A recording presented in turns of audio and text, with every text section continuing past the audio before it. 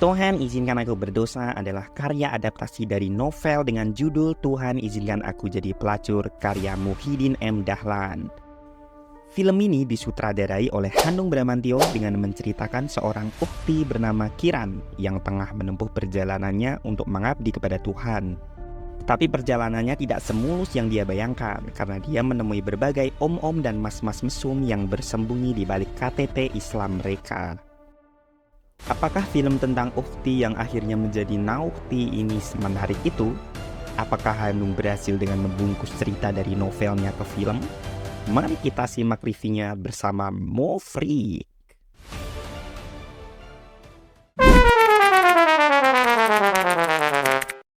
Ketika film Kill Bill dan Siksa Kubur dijadikan jadi satu, lahirlah film Tuhan Izinkan Aku Berdosa.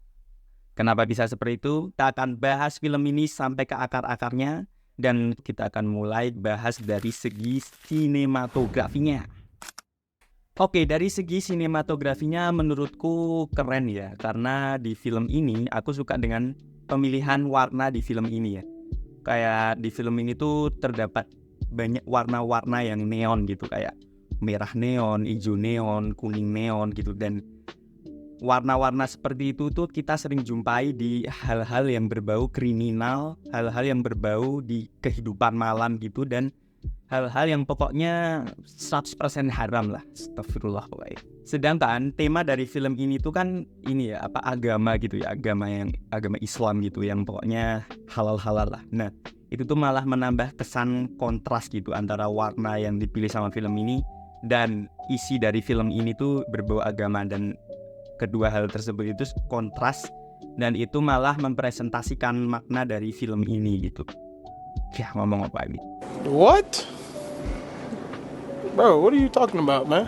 Untuk shot-shot di film ini juga keren-keren ya menurutku. Tapi cuma ada satu shot doang, dan entah ini cuma aku doang yang ngerasain atau kalian juga ya. Mungkin bisa komen di bawah kalian ngerasain juga. Ada satu shot di sini yang tiba-tiba kayak frame drop, apa ya istilahnya ya, kayak tiba-tiba tuh nih, misal feelsnya kayak kamu lagi nonton YouTube kan, terus biasanya kan kamu hotspot temenmu kan, minta hotspot temenmu. Nah, terus kamu tuh nonton video YouTube yang 1080p itu, lagi enak-enak nonton gini, terus tiba-tiba sama temenmu hotspotnya dicabut gitu, terus kamu jadi nontonnya di 144p. Nah, feelsnya kayak gitu tuh. Tiba-tiba aku waktu nonton film ini ada satu shot tuh yang kayak, ini ngerekamnya pakai kamera lagi atau pakai HP sih gitu. Soalnya kualitasnya jadi turun gitu. Tapi entah cuma aku doang atau kalian ya. Coba kalau kalian ngerasain hal sama, komen di bawah. Tapi overall bagus lah shot-shot di sini, indah-indah gitu. Dan ada satu shot nih yang aku tahu Mas Hanung Bramantyo ini pasti mengambil inspirasi dari shot di film Contact yang shot cermin itu.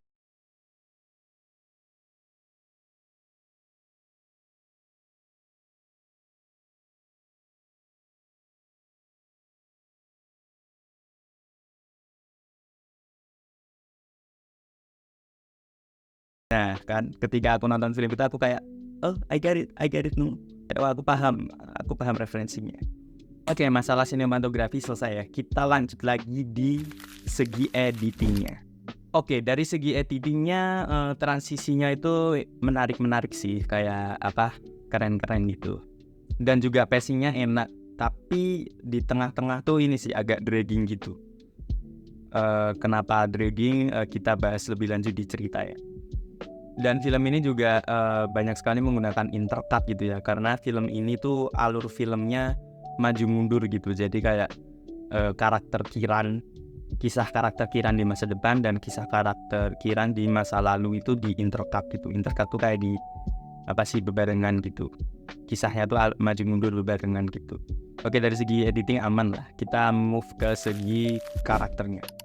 Di film ini yang paling menonjol karakternya cuma satu sih, dan itu adalah karakter utamanya, yaitu Kiran yang diperankan oleh Agini Hakwe. Maaf ya Mbak Agini Hakwe kalau penyebutanku salah, tapi acting neng kene keren Mbak. Tak akoni jempol, keren.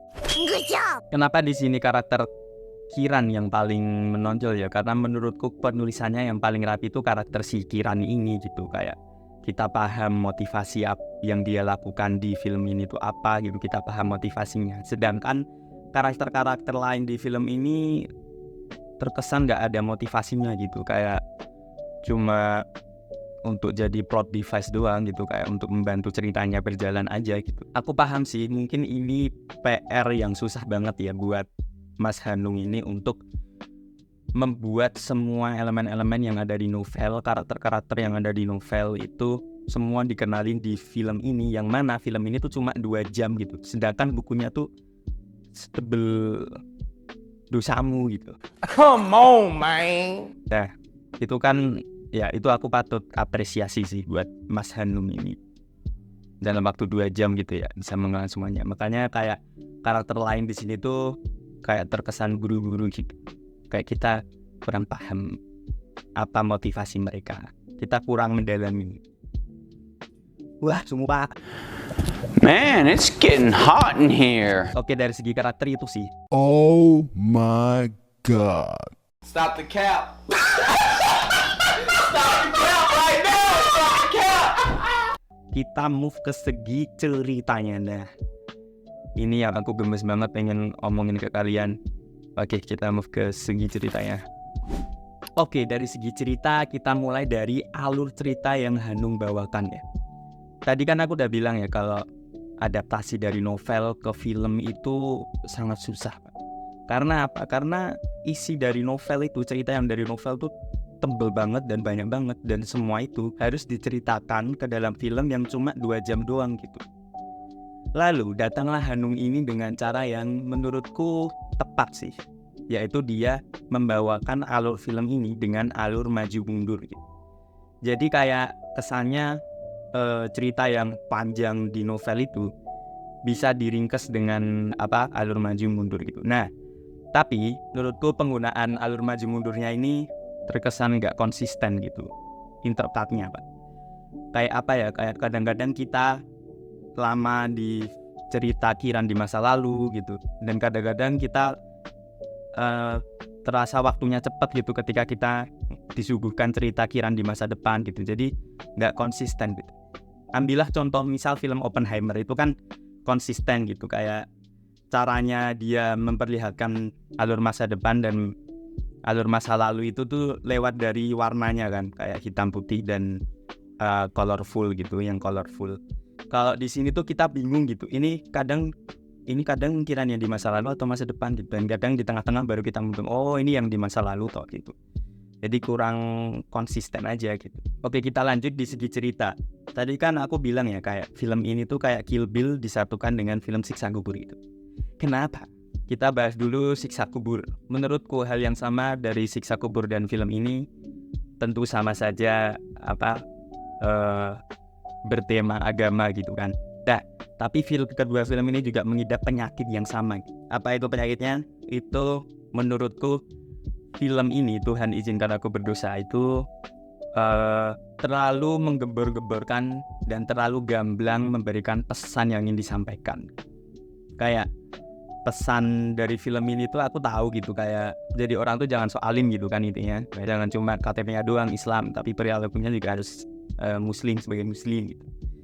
Aku tahu itu, dan dari awal pun aku udah tahu karena film ini secara gamblang gitu memberikan pesan itu gitu. Tapi itu diulang-ulang terus. Entah itu secara karakter yang ngomong, secara dialog gitu, entah itu adegan gitu. Kalau adegan atau miss and scene yang memberikan pesan itu oke lah gitu, kayak nggak terlalu eksplisit gitu ya. Tapi kalau udah karakter yang ngomong secara dialog gitu, kalau kesannya ya film ini memberikan pesan jangan soalin ya gitu. Nah itu tuh kayak kurang aja gitu Pak, karena pesan yang didapatkan dari sebuah film itu tuh harusnya dimiliki oleh penonton gitu. Dan kalau si film ini udah saklek memberikan pesan dari filmnya gitu, kita sebagai penonton kayak ya udah terima aja gitu. Dan kita tuh sebagai penonton nggak bodoh gitu, kayak ya udah gitu disampaikan secara subtext aja gitu. Kayak contoh film Godzilla Minus One deh. Di film itu banyak orang yang bilang kalau film itu memiliki pesan kalau Godzilla ini adalah bentuk trauma dari penduduk Jepang yang kalah dari Amerika gitu. Tapi di film itu nggak ada secara gamblang ada karakter ngomong gitu pakai bahasa Jepang kayak, woi kurang nih aku kena kerja segera ngopi ora gitu. Stop it. Get some help. Enggak, dan penonton pun tetap paham kok. Jadi show it man, don't tell it. Keren banget aku cowok.